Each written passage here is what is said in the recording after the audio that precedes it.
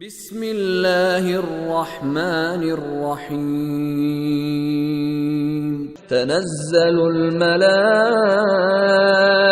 والروح فیہا بإذن ربہم من کل امر سلام ہی حتی مطلع الفجر۔ فرشتے اور روح اس شب میں اپنے رب کے اذن سے تمام حکم لے کر نازل ہوتے ہیں۔ یہ رات طلوع فجر تک سلامتی ہے۔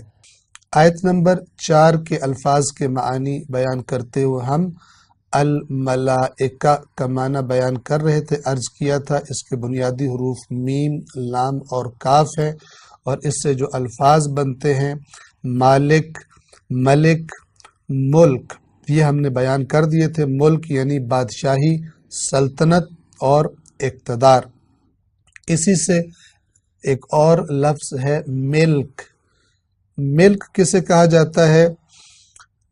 یعنی انسان کی ملکیت کے اندر جو چیز ہو اسے اس کی ملکیت کہا جاتا ہے۔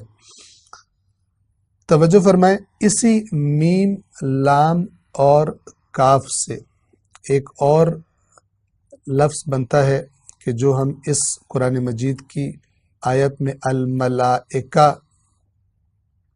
فرشتے، اور اس کا واحد ملک، میم، لام اور کاف۔ ملک سے مراد وہ فرشتہ جو کائنات کا انتظام کرتا ہے،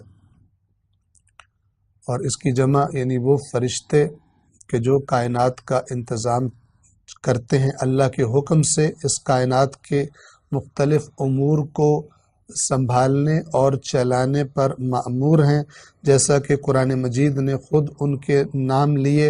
مثلا فرمایا والنازعات، نازعات یعنی کھینچ لینے والے، وہ فرشتے کہ جب کسی مجرم، اللہ کے مجرم کی موت کا وقت آتا ہے تو وہ سختی سے اس کی روح کو کھینچ لیتے ہیں، انہیں قرآن نے کہا والنازعات۔ یہ نازعات ملک کی قسم ہے۔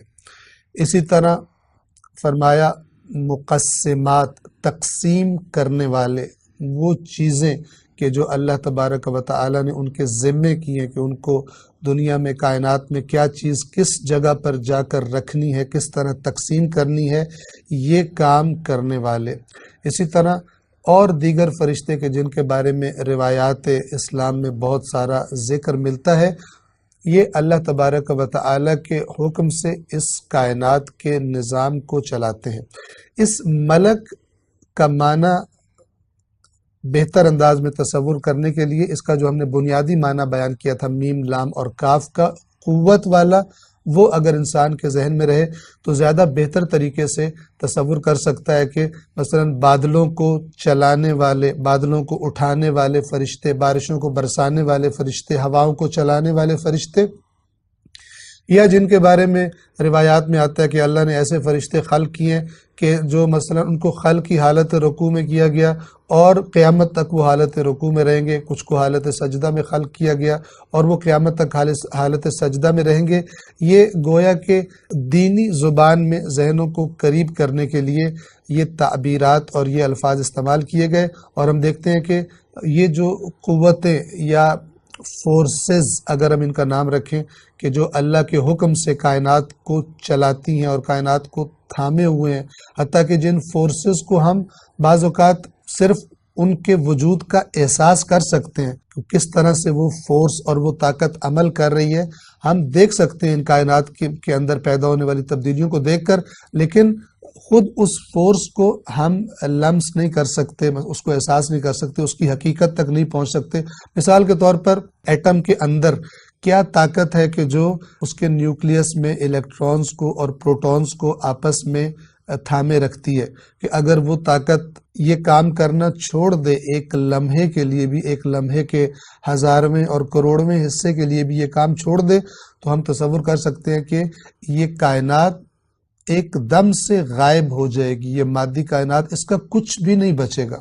تو خداوند عالم کے بنائے ہوئے اس منظم اور باریک اور پیچیدہ جو نظام ہے، اس کے اندر ایک کردار دیا گیا ہے اس کو چلانے کا، اس کو سنبھالنے کا اللہ کے حکم سے، جنہیں وہ ملک کہتا ہے۔ مشہور و معروف کتاب المفردات کے جو امام راغب اصفہانی نے لکھی ہے قرآن مجید کے الفاظ کے معانی کو بیان کرنے کے لیے، اور تمام مسالک میں، مسلمانوں کے تمام مسالک میں یکساں طور پر اس کتاب کو معتبر سمجھا جاتا ہے، تو اس میں راغب فرماتے ہیں کہ ملک یعنی وہ فرشتہ کہ جو کائنات کا انتظام کرتا ہے، اللہ نے اس کے سپرد جو ڈیوٹی کی ہے، جو فریضہ کیا ہے، اس کے مطابق وہ کائنات کے اندر جو بھی اسے کردار دیا گیا اس نے کیا کرنا ہے وہ اس کو انجام دیتا ہے۔ اور اس کو سمجھنے کے لیے اگر ہم ملک سے قوت کا معنی ذہن میں رکھیں تو اور زیادہ بات واضح ہو جاتی ہے۔ ملک شامل ہے ملائکہ میں۔ ملائکہ ایک بڑی، سمجھ لیں کہ بڑی قسم ہے، جس کے بہت ساری قسموں کے فرشتے ہیں، ان میں سے ایک قسم کو ملک کہتے ہیں۔